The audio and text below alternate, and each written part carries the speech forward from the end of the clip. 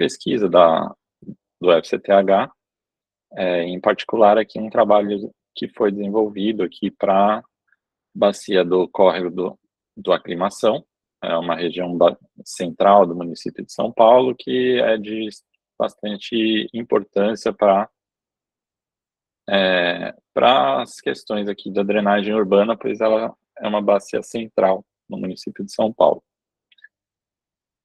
Eu vou iniciar aqui fazendo uma pequena contextualização do que vou até contextualizar um pouco aqui, inclusive a minha apresentação, ela vai ser uma apresentação bem dinâmica, bem mais rápida aqui, mas eu vou tentar ir num passo a passo um pouco mais lento para que a gente possa identificar algumas coisas importantes do estudo e também das características que a gente vai descrever ao longo aqui da apresentação.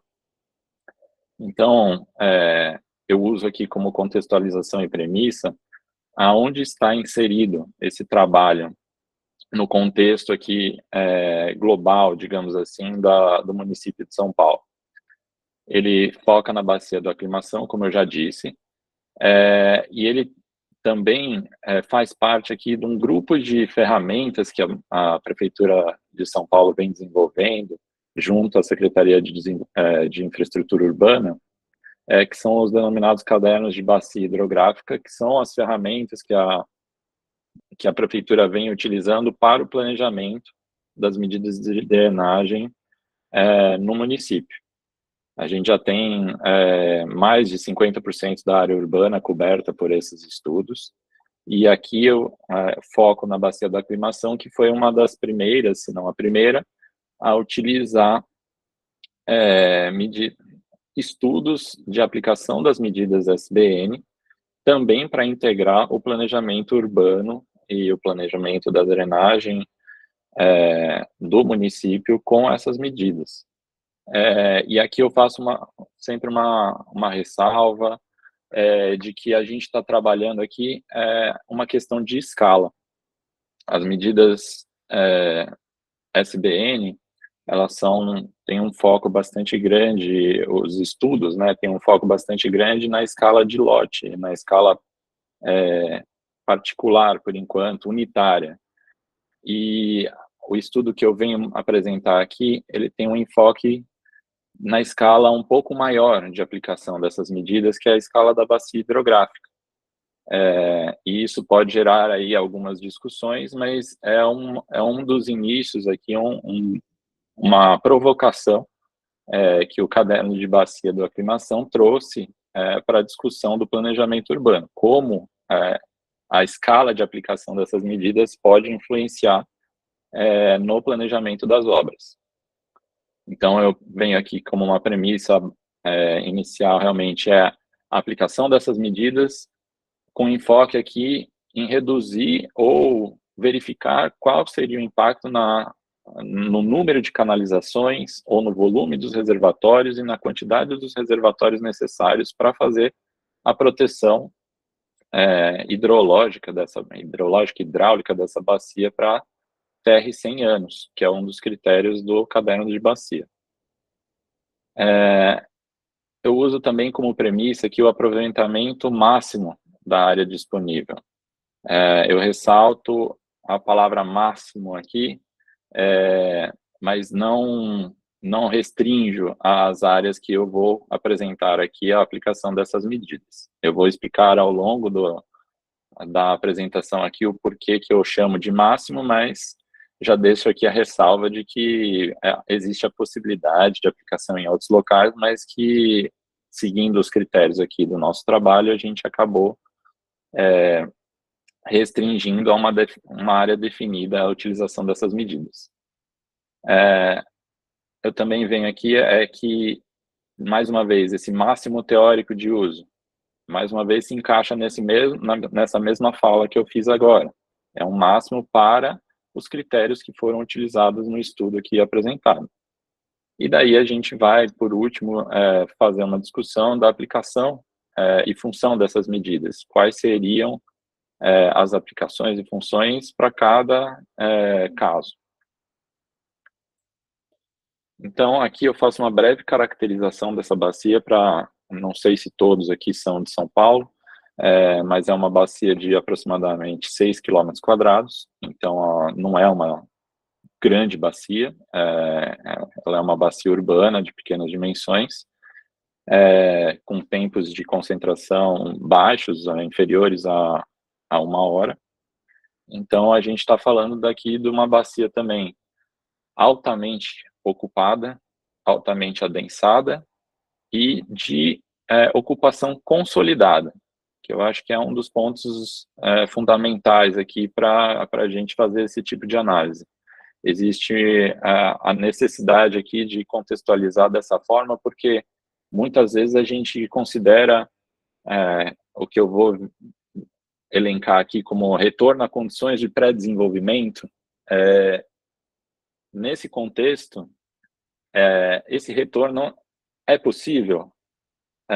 Então, a visão é essa: a gente precisa trabalhar com os cenários que nos são apresentados. E o cenário nessa situação aqui é um cenário de ocupação consolidada. Então, a nossa margem aqui de trabalho é muito mais restrita do que numa bacia muito menos ocupada. Então, aqui eu mostro inicialmente esse mapinha aqui. Deixa eu ver se eu consigo usar um apontador. Esse mapinha aqui à esquerda, ele representa aqui a ocupação atual da bacia em termos de permeabilidade do solo. Então, as áreas aqui mais escuras têm uma permeabilidade mais baixa, ou seja, é uma área impermeável mais alta, e as áreas aqui em tons mais claros são áreas onde a permeabilidade ainda se encontra dentro ali de 15%, até 15%. Então, a gente consegue perceber que as áreas ficam restritas aqui a pontinhos que são basicamente parques, praças que permanecem com uma taxa de permeabilidade alta. Então, a gente vê já um cenário bastante crítico aqui de impermeabilização dessa região. E eu mostro aqui o zoneamento urbano que é proposto e é utilizado para essa bacia, que define aqui algumas características que são possíveis de adensamento ainda, ou de restrição de construção para essa região. Então, eu mostro aqui no próximo slide quais são as condições de previsão desse adensamento.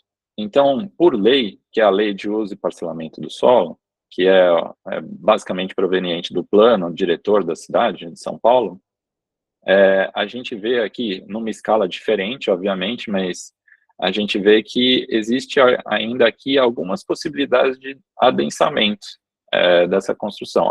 Os tons mais clarinhos aqui, eles se mantêm, e os tons mais escuros, eles prevêem um adensamento ainda de ocupação nessa bacia. Então, lembrando sempre daquele contexto que eu coloquei inicialmente, é uma bacia urbana densamente ocupada, consolidada e que prevê, por lei, de que pode ser ainda mais adensado. Então, a gente vai contextualizando aqui, parece que uma bola de neve de consequências aqui que vão causar impacto no sistema de drenagem dessa bacia. E como contexto aqui, mais uma vez, nesse mapinha abaixo aqui, é o mapa de como ficaria futuramente, né, com a previsão aqui de total uso dessas premissas aqui de adensamento, como que ficaria a bacia. Aqui a gente até mudou de escala porque a gente achou muito crítico que ficaria tudo um marrom escuro aqui, então a gente falou, vamos tentar um pouco deixar até mais leve esse mapa, porque ele ficaria totalmente adensado. E a gente já pode ver aqui que também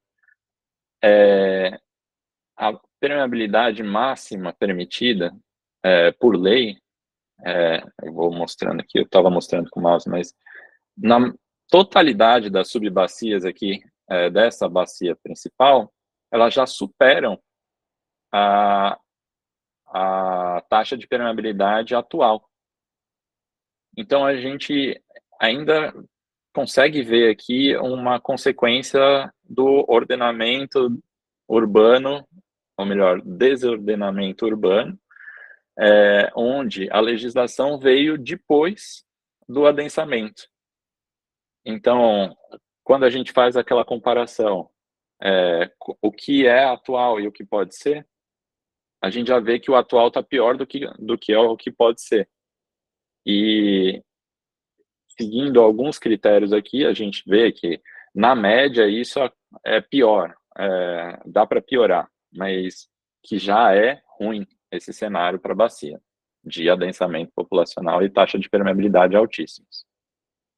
E daí, quando a gente pensa em soluções baseadas na natureza, eu faço mais uma ressalva aqui, que eu estou utilizando apenas algumas medidas que compõem as soluções baseadas na natureza.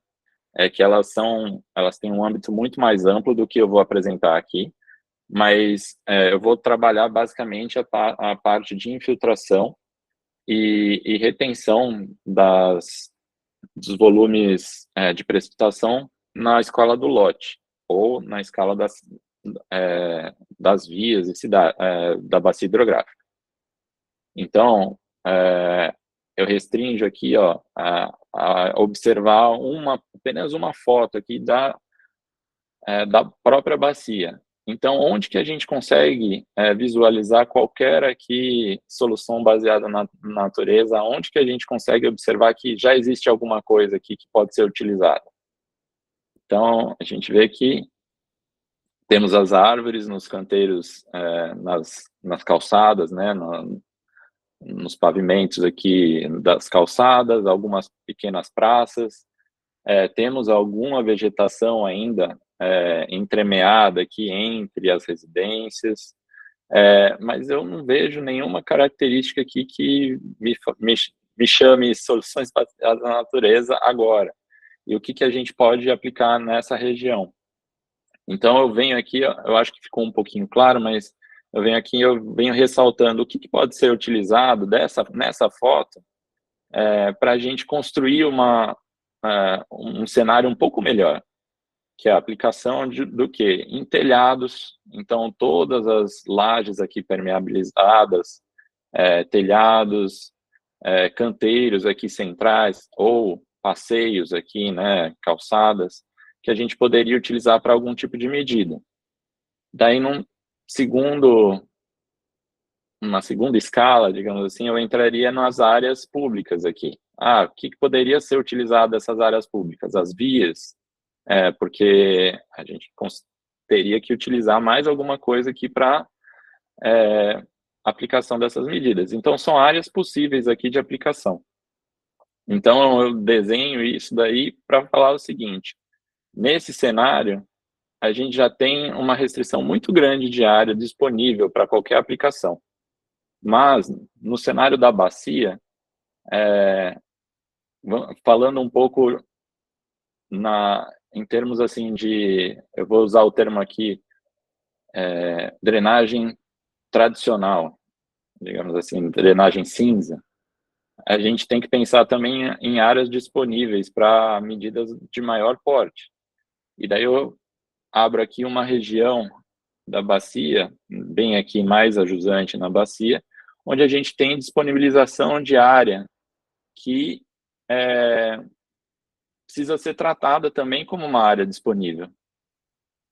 E não só aquela pequena região que a gente ressaltou na imagem anterior. Então, quando a gente vê uma área dessa desocupada, ela é de valor de planejamento para a cidade. E muitas vezes a gente vê aqui já uma pressão imobiliária, uma pressão de construção aqui de condomínios e aproveitamento dessa área com um valor imobiliário. Mas só que a gente tem que pensar também em manutenção, o que essa área pode contribuir para a drenagem urbana também no contexto da cidade. E aqui eu selecionei apenas, eu digo aqui apenas 3 medidas, mas elas são medidas que que compreendem aqui um conjunto maior de medidas que pode ser utilizado, e eu vou mostrar aqui nos próximos slides como isso pode ser contextualizado. Mas eu selecionei 3 aqui para serem os nomes de fachada das medidas que eu venho a utilizar, que são medidas de infiltração, medidas de retenção das chuvas no lote, que partem ali da escala de edificação, a escala de vias e a escala de lotes e áreas livres dos lotes que a gente visualizou. Então, aqui eu proponho o uso, né, de desconexão de telhados, que aqui seriam o uso de pequenos reservatórios ou mesmo um reservatório no lote para que seja acumulada os primeiros milímetros, né, de chuva sobre esse telhado, ou pode ser também telhados verdes, a gente vai ver, mas eu chamei aqui de desconexão dessas áreas de telhado. Nas vias, eu proponho a utilização de pavimentos permeáveis, sabendo de todas as restrições aqui que pavimentos permeáveis geram, né? E para os lotes e áreas livres desses lotes, eu proponho jardins de chuva. Por que eu ponho áreas livres aqui dentro de lotes também? Porque as calçadas são parte integral, integrante dos lotes. Quem cuida dos calçamentos, dos passeios, são de responsabilidade dos contribuintes, dos proprietários. Então, por isso que eu coloco aqui, junto com lotes, áreas livres. E daí, como eu que defino quais áreas podem ser utilizadas ou não? Eu volto para aquele ponto que eu falei. A utilização máxima que eu coloquei ali no início da minha apresentação, ela está falando um pouco dessa metodologia que eu venho utilizar aqui, desse mapinha aqui de potencial de aplicação das medidas que eu indiquei anteriormente, que eu propus, que são as medidas na escala de lote, na escala de edificação e na escala pública aqui, né? Então, como eu produzi essa informação aqui, esse mapinha? Eu dividi ele em escala aqui de potencial de aplicação das medidas muito alto, alto, médio e baixo. Qual é o critério para definir o que é um potencial alto, muito alto? Que é o que eu vou utilizar aqui para a instalação dessas medidas. É basicamente a questão das declividades, declividades entre 0 e 5%, e também a declividade de 5 a 10%, fora das áreas de planície aluvial. Então, eu estou falando aqui, aquela fala minha de potencial máximo, é que eu restringo aqui essa área a apenas os potenciais muito alto e alto, fora das áreas de planície aluvial, pois elas não têm o mesmo potencial, o mesmo potencial para infiltrar as águas. Então, se eu tenho uma declividade muito mais alta do que 10%, um pavimento permeável passa a não funcionar. Ou um jardim de chuva passa a ser destruído por causa da velocidade do escoamento. Então, é por isso que a gente está restringindo essas áreas. E daí, utilizando o Sistema de Informações Geográficas, né, o SIGS, a gente definiu aqui a escala do lote, a escala da edificação. Eu mostro aqui, né, uma área, né, que a gente estudou dessa bacia. Então, tudo que está aqui em amarelinho são edificações, ou seja, eram as áreas cobertas por laje, seja ela laje ou telhado. E tudo que está em marrom aqui seriam áreas livres, ou seja, áreas tanto de passeio quanto de áreas dentro dos lotes particulares, então, que poderiam ser utilizadas para infiltração. E em cinza aqui, eu coloco as áreas de vias, que poderiam ser utilizadas para serem convertidas em pavimentos permeáveis. Então, Por isso que eu ressaltei lá no começo, são máximos, porque a gente começa a visualizar aqui alguns conflitos de interesse e conflitos de aplicação dessas medidas. Porque quando a gente começa a invadir aqui, a invadir entre aspas, né, áreas particulares para propor medidas de infiltração, a gente passa a incorrer aqui em discussões um pouco mais pessoais de cada contribuinte aqui, né, de cada morador. Então a gente tem uma expectativa aqui que essa área é possível para aplicação, mas que a gente sabe que provavelmente é uma área que não será totalmente transformada em medidas de infiltração. E daí eu especifico aqui, mas o que pode ser utilizado? Aqui é uma fonte da Universidade do Arkansas que desenha aqui basicamente o que pode ser utilizado. Desculpa. Então a gente pode ter aqui jardins, telhados verdes, né, jardins de telhado para retenção dos primeiros milímetros de chuva. Então a gente pode ter aqui poços de infiltração ou pequenos reservatórios de armazenamento no próprio lote que vão reter essa água. Então esse conjunto de medidas aqui é o que eu chamo de desconexão de telhados. Uma segunda escala, que é aquela de lotes e viário, que eu falo aqui que são medidas de infiltração, são jardins de chuvas, também são integrados aqui, aquelas áreas selecionadas podem ser utilizadas também com coberturas vegetadas, aplicação aqui de canteiros de infiltração também. Então a gente tem esse conjunto de medidas aqui que eu chamei de jardins de chuva. Então acho que eu achei importante definir bem para vocês que o jardim de chuva que eu coloco no meu estudo não é apenas uma unidade jardim de chuva, ele é um componente que eu vou normalizar, falando que é um jardim de chuva com uma determinada dimensão que vai ser aplicado por área. A mesma coisa aqui na escala dos lotes, que também é um conjunto grande de medidas de filtração e infiltração que podem ser utilizadas para ter o mesmo efeito daquilo que eu estou calculando. E daí a gente entra um pouco na parte já de cálculo, os parâmetros de simulação que eu utilizei, porque a gente aqui utiliza o software Swim, né, o modelo Swim, para fazer esses cálculos. Então ele tem aqui uma série de critérios, o principal deles é a chuva, que a gente precisa definir aqui qual é a intensidade, principalmente dos eventos, que vão ser utilizados para avaliar o desempenho dessas medidas, né, nessa escala que a gente está colocando. A gente desenvolveu também um estudo aqui de regionalização da distribuição temporal das chuvas no município de São Paulo. A gente dividiu em 5 áreas, né, Zona Norte, Zona Sul, Zona Leste,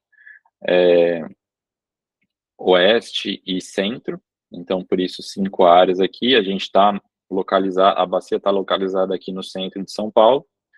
Então, esse estudo também nos deu aqui, nos forneceu uma informação interessante de que as chuvas ali no centro da cidade de São Paulo se aproximam um pouco de RUF primeiro quartil, RUF segundo quartil aqui. Então, é uma intensidade diferente, muitas vezes, do que é utilizado nos projetos tradicionais, que usa blocos alternados, usa alguns outros critérios. E também a gente utiliza a curva IDF de São Paulo atualizada, a última atualização que o Departamento de Águas e Energia Elétrica fez, que é de 2018, se não me engano, a publicação, que já mostra uma intensificação frente à IDF de 2015, que era a última publicação, que já teve um efeito aqui de majoração. E então, utilizando esses critérios, a gente simulou basicamente as condições de micro e macro drenagem, né, critérios de projeto para micro e macro, micro sendo até de 5 a 10 anos e indo até o critério de dimensionamento do caderno de bacia, que é um TR de 10 anos. desculpa, 100 anos. E a gente obteve aqui uma composição de 2 cenários, básicos de obras para proteção aqui de terra em 100 anos. Um primeiro cenário foi sem utilização de medidas SBN. Aquele conjunto de 3 medidas que 3 conjuntos de medidas que eu apresentei. E um cenário 2, onde seria utilizada aquela área de potencial alto, muito alto, de utilização das medidas, de forma integral, compondo uma solução, uma alternativa para a proteção da bacia hidrográfica para 100 anos. Então, aqui alguém pode vir e perguntar, André, mas a gente está falando de medidas aqui que funcionam para TRs mais baixos, por que você está utilizando isso para compor uma alternativa para proteção de TRs 100 anos? Que absurdo. Daí eu retruco falando, não é um absurdo, porque aqui a gente divide essa composição, essas alternativas aqui, cenário 1, cenário 2, em diversas etapas. Então a gente imagina, como tudo aqui, a gente está trabalhando com planejamento urbano, a gente sabe que a gente não consegue fazer todas as medidas propostas de uma vez só, num pacote só. Então, imaginando aqui, eu preciso, num cenário futuro, proteger para 100 anos, mas se eu tiver disponível esse ano uma verba para construir um reservatório, mais uma canalização, mais algum tipo de medida SDN, eu vou fazer esse primeiro lote de obras, essa primeira etapa de obras, e evoluir a proteção da minha bacia paulatinamente até atingir a composição aqui total desses cenários que a gente está mostrando aqui. E as medidas SBN, elas são peças fundamentais aqui, para que a gente estabeleça também uma situação um pouco melhor daquela que eu apresentei de ocupação da bacia. Então, imaginando que, poxa, eu posso adensar, eu posso impermeabilizar ainda mais a bacia, então, quando eu venho aqui apresentar esse cenário 2, é uma medida que vem para combater, assim, basicamente esse ponto. Eu não quero que quando eu chegue daqui 20 anos, 30 anos, que é o meu cenário de projeto, que eu tenha uma situação pior ainda e as minhas obras não funcionem. Então, eu preciso criar alguma técnica, alguma medida dentro do planejamento para que isso não aconteça. E eu acho que esse foi um dos grandes avanços desse caderno de bacia, né, para a bacia do aclimação, que ela inclui esse cenário. E daí, o anjinho bom e o anjinho mal, né? Então a gente vai, o anjinho mal falando assim, não, mas você está falando aqui de pegar uma região aqui, pegar todos os moradores dessa região aqui e falar para ele colocar um barril lá de 200 litros na casa dele, ou mais, né, dependendo da área, no lote dele, que ele não vai querer colocar, ou ele vai querer colocar.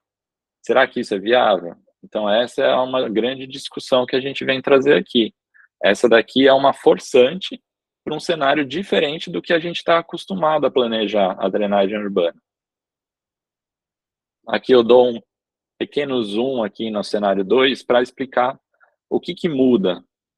Aí começa uma parte bem interessante desse estudo. O que muda se a gente pegar o planejamento tradicional, convencional, da drenagem urbana e compara ele com o planejamento urbano com medidas SBN. Então, a gente vê aqui que o número, tanto o volume e número de reservatórios não se modifica, porque eles precisam estar lá. Mas em alguns casos aqui, existe a redução do volume desses reservatórios necessários, se eu utilizar 100% das áreas que eu estou propondo aqui de medidas. O número aqui de canalizações, né, de galerias também diminui, reforços de galerias também diminui. Então, a gente vê que existe um benefício em termos de planejamento. O número de obras e o volume das obras vai diminuir. se eu utilizar esse cenário. Daí, imaginando também aqui, um cenário político, envolvindo nessas decisões, né, de obras. A gente pode, discutir aqui se isso é viável, porque imaginando da seguinte forma, se eu faço um reservatório do cenário 2 e não, faço na totalidade a aplicação das medidas SBN, eu vou estar me aproximando de um cenário, crítico para a bacia. Ou seja, eu vou ter feito um reservatório que estava no planejamento, mas que ele não é efetivamente eficiente para proteção da bacia, para a terra em 100 anos. Então, é um círculo vicioso aqui que a gente precisa falar, ser claro também. Essa solução não funciona se as medidas não forem aplicadas em sua totalidade. Então, eu levanto aqui mais essa consideração a ser feita. E por isso, que a gente aqui eu apresento só algumas as potencialidades, né, da inclusão dessas medidas, né, que é aquilo que eu já mostrei, a redução aqui nos volumes de reservação necessários, mas não a extinção deles, e também aqui o impacto em relação à mancha, a redução de mancha de inundação nessa bacia, em termos de área, aqui, quilômetros quadrados que eu estou mostrando, e, mais uma vez, a gente consegue ver claramente aquela minha pergunta, mas por que vai aplicar para a terra em 100 anos, onde a eficiência desse tipo de medida é quase nula? Então, a gente vê que não, mas para intensidades mais baixas de precipitação, a gente tem um impacto bastante elevado aqui na redução de manchas, inclusive. E o que mais assusta aqui, que eu nem gosto de colocar muito aqui, porque é um valor muito aproximado, ele foi aproximado aqui com volumes e valores corrigidos num trabalho de 2015. Então, a gente tem um valor bastante desatualizado. Então, por isso que eu até mostro com ressalva essa partezinha aqui da minha apresentação, essa tabelinha aqui, porque os valores estão muito expressivos na aplicação das medidas SBN, porque eu uso aqui praticamente 50% da área das bacias para aplicação dessas medidas. Em alguns casos, até mais. Então, imaginando uma bacia de 6 km², a gente está falando aqui de 3 km² de aplicação de medidas. Então, o custo desse tipo de medida fica muito alto. Então, vamos observar essa planilhinha aqui com algumas ressalvas, porém com um olhar crítico. Na escala de bacia hidrográfica, a gente tem que começar a trabalhar com valores que vão ser expressivos também. A gente não pode negligenciar essa parte do nosso estudo. Então, juntando todas essas informações e esses resultados que eu apresentei, eu venho aqui promover essa discussão, e essa discussão que foi a intenção do caderno de bacia de fazer. A gente consegue melhorar o cenário de permeabilização da bacia? Consegue. Mas a que custo? Há um custo financeiro muito alto, há um custo de receptividade desse tipo de alternativa pela população, porque a experiência que a gente tem dentro do planejamento é que muitas vezes a população ainda tem aquele pensamento mesmo sanitarista, ela não quer a medida dentro ou próxima da residência dela, ela só quer que o problema seja saneado. Então, qual é a receptividade da população para aplicar uma medida dentro do seu próprio lote? Ou, assim, ter essa medida na proximidade, ter o impacto de uma obra de substituição de um pavimento tradicional por um pavimento permeável. Ela vai deixar de acessar a casa dela por alguns meses de forma facilitada para que essa medida seja instalada. Então, a gente começa a conversar aqui com o interesse público, também de aplicar essa medida, porque é uma medida que vai gerar um atrito com a população. Então, qual é o o peso de decisão em escolher uma medida SBN ou uma medida de drenagem, entre aspas, tradicional. E daí a gente também comenta a disponibilidade das áreas para fazer isso. Como eu já comentei ao longo da apresentação, a nossa área disponível é muito grande, por isso que eu coloco a palavra máximo. Eu sei que isso não vai ser atendido em sua totalidade, então por isso que eu coloco lá aquela coisinha do máximo, porque eu acredito que, apesar de que outras áreas que eu não selecionei aqui possam ser utilizadas, eu já estou superestimando a utilização das áreas que eu selecionei, que a gente sabe que isso gera muita discussão. E aqui eu coloco o potencial para a promoção da resiliência. E aqui eu volto para aquele slide onde eu mostro a comparação entre os dois cenários, cenário 1 e cenário 2 de planejamento. Aquela minha fala de se eu construir uma infraestrutura que é componente do cenário 2, mas não fizer as medidas previamente, né, de alteração da permeabilidade na bacia, o meu projeto vai ter uma proteção muito mais baixa do que TR 100 anos.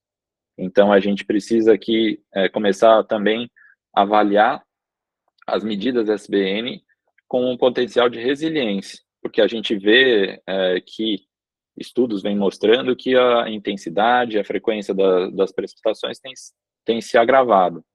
Então, por que não a gente começar a considerar a inclusão das obras de SBN como medidas de resiliência para a bacia, para a infraestrutura de drenagem da bacia que é necessária, ao invés também de estar falando aqui que é uma forçante, é uma necessidade que ela exista para que a infraestrutura funcione. Então, um questionamento que a gente precisa fazer também a partir dos resultados aqui apresentados. Então, essa discussão é que eu trago aqui para o grupo, é uma pequena contribuição, mas eu acho que é uma contribuição que já vem sendo apresentada no material que a Prefeitura de São Paulo utiliza para fazer o seu planejamento. Então, a gente não deve pensar assim que é uma coisa distante. Não, é uma escala agora de bacia hidrográfica, uma escala de aplicação dessas medidas que precisa ser considerado. E rápido, porque a gente está imaginando aqui um cenário de implantação disso de 10, 20, 30 anos. Então, e investimentos também de um aporte muito grande de recursos, né?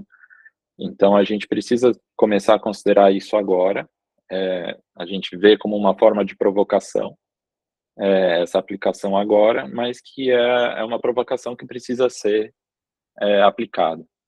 E não só numa escala de bacia, mas a gente começar a ver o município também e um planejamento de como financiar esse tipo de medida, que é outro detalhe que eu esqueci de falar, mas como financiar aquele valor tão alto que a gente está vendo lá de aplicação desse tipo de medida? Uma medida talvez pode ser compensada com algum incentivo, um incentivo fiscal talvez para o munícipe, uma taxa que vai ser criada para a aplicação dessas medidas, também eu deixo aqui aberto para discussão de aprimoramento também desse cenário, né? Como aplicar esse cenário, como fazer funcionar esse cenário. Então, aqui eu finalizo a apresentação com essas provocações, questionamentos, e agradeço sempre aqui a quem nos permite fazer esse tipo de estudo, né, e a aplicação desse trabalho, né, que é a Prefeitura de São Paulo, e principalmente a Fundação Centro Tecnológico de Hidráulica, que é quem encabeça essas atividades.